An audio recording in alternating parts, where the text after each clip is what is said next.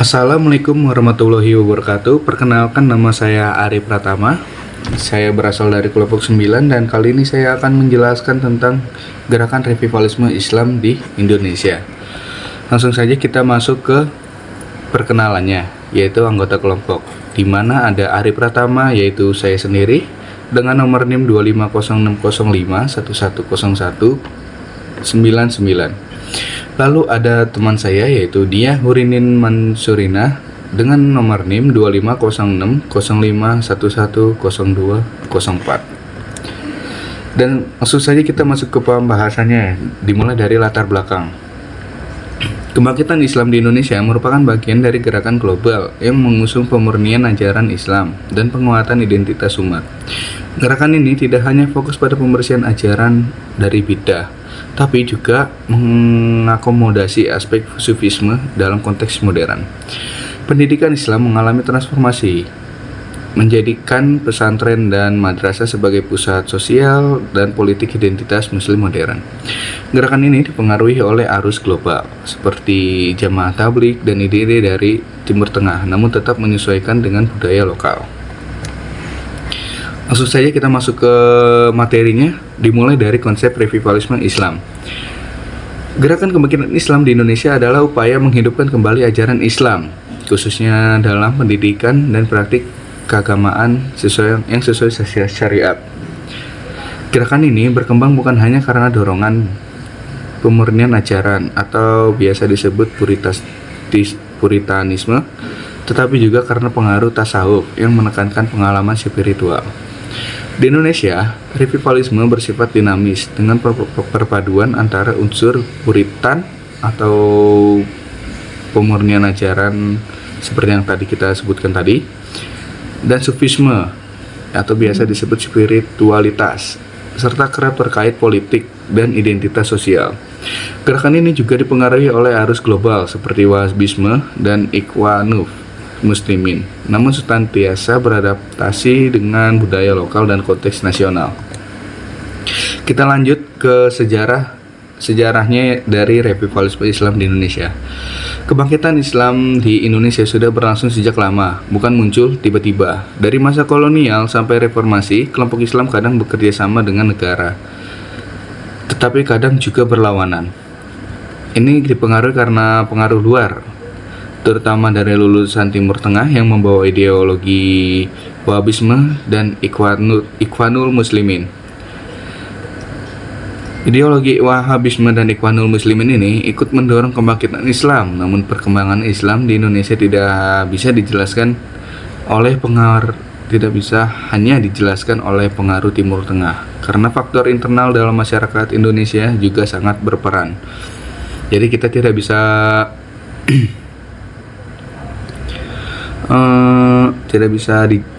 dijelasin oleh karena Wahabisme dan Ikhwanul ini ya, karena masyarakat Indonesia atau faktor internal kita juga sangat berperan dalam sejarah revivalisme Islam di Indonesia ini. Lalu ada pembahasan selanjutnya, revivalisme dan pendidikan Islam. Hubungan Islam dan negara di Indonesia penuh dengan dinamika. Di satu sisi ada dukungan terhadap beberapa organisasi Islam, sementara di sisi lain ada juga yang dibubarkan. Dalam konteks pendidikan, revivalisme memainkan peran penting. Contohnya, seperti pesantren di Aceh yang menunjukkan kemampuan untuk memadukan ajaran pembaruan dengan tradisi lokal, yang memiliki fungsi sebagai garda terdepan untuk menjaga ajaran ortodoks sambil tetap relevan. Hal ini juga terlihat pada model pendidikan revivalis seperti Kutab Al-Fatih yang berfokus pada Al-Quran dan Hadis sebagai fondasi utama pembentukan karakter, dan menunjukkan bahwa pendidikan Islam terus beradaptasi dalam menghadapi tantangan zaman. Kita lanjut ke tipologi revivalisme Islam di Indonesia. Gerakan kebangkitan Islam di Indonesia dapat dikelompokkan dalam beberapa tipologi berdasarkan orientasi, strategi, dan beraksi dengan dan berinteraksi dengan masyarakat dan negara.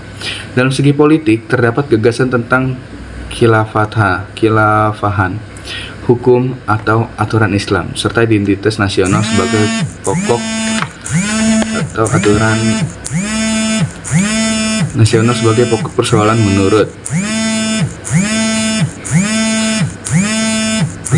menurut Minardi 2018 membagi pendekatan gerakan revivalis menjadi dua, yaitu kelompok yang menyesuaikan diri dengan realita pemerintahan di Indonesia serta konfrontatif, kelompok yang mengambil posisi oposisi.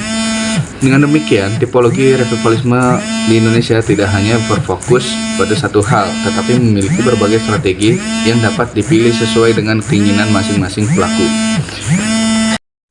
Studi kasus gerakan revivalis di Indonesia. Organisasi revivalis.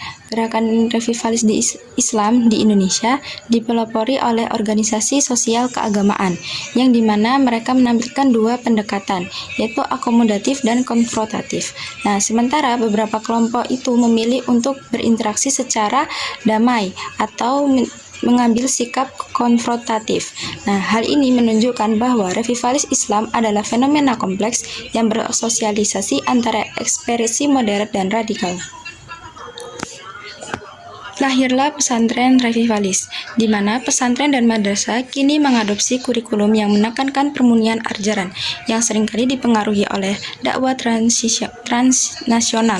Contohnya adalah pesantren di Aceh yang memadukan ajaran revivalis dengan budaya lokal. Demikian pula, Kutab Al-Fatih menerapkan prinsip ini dengan fokus pada literasi Al-Quran dan tradisi kenabian untuk membentuk karakter sejak dini. Peran media dan digitalisasi. Penyebaran revivalis Islam hanya lepas dari peran media dan digitalisasi. Populernya ajaran sufisme modern dan gerakan transnasional seperti Jamaah Tabligh didorong oleh media dan jaringan dakwah digital. Era pasca media sosial ini memiliki akses publik terhadap berbagai ide dan gerakan. Hal ini menunjukkan bahwa revivalis Islam di Indonesia kini hadir dalam berbagai bentuk, meliputi organisasi, pendidikan, dan media yang saling terhubung untuk menyebarluaskan gagasan mereka secara luas. Revivalis negara dan demokrasi. Hubungan antara revivalis dan negara bersifat ambigu, terkadang memihak, tetapi seringnya itu menentang. Saat era reformasi, pemerintahan membuka wacana khilafah dan syariah, tetapi juga memicu perdebatan tentang pembentukan negara. Revivalis sendiri sering ditentang karena realitasnya dari negara sendiri yang menganut demokrasi dan pluralisme, meski sejarah Islam di tanah air itu menjadi bagian panjang sejarah di tanah air sendiri. Yang demikian, revivalis tidak dapat berekspresi tetapi juga dibatasi oleh pluralisme dan kebijakan negara.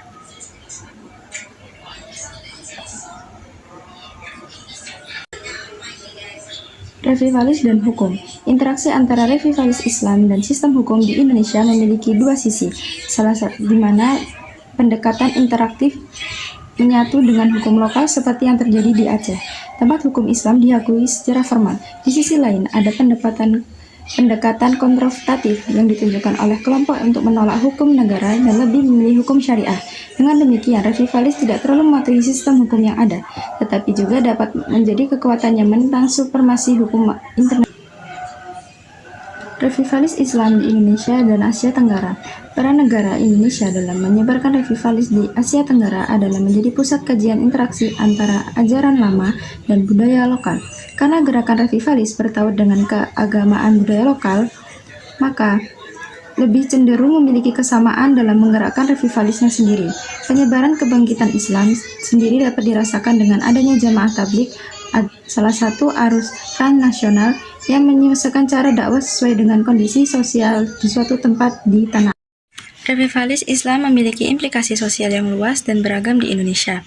Selain memunculkan gerakan Puritan, revivalis juga membuka ruang bagi praktik spiritualitas seperti sufisme modern yang menarik berbagai kalangan masyarakat. Contohnya, dapat kita lihat di pesantren di Aceh, yang menunjukkan bahwa revivalis bisa berintegrasi dengan budaya lokal, menciptakan keseimbangan antara ajaran agama dan keagamaan budaya. Meski demikian, revivalisme juga menghadapi tantangan dan dalam masyarakat pluralistik. Beberapa gerakan cenderung eksklusif yang dapat menimbulkan konflik dengan keragaman yang berada di Indonesia. Prospek revivalis Islam di Indonesia. Prospek revivalis Islam di Indonesia terbagi menjadi dua, seperti yang disampaikan oleh Mirandi, akomodatif dan konfrontatif. Revivalis di tanah air bukanlah sebuah fenomena, tetapi keberlanjutan dari berbagai sejarah Islam yang panjang di tanah air. Menjaga nilai-nilai ajaran murni berdasarkan hadis dan Al-Quran dapat ditaatkan dengan seiring perkembangan zaman. Oleh karena itu, gerakan ini semakin lama akan mengandalkan pesantren, organisasi Islam, dan arus transnasional dan perkembangan arus digital dalam menghadapi tantangan di masa depan.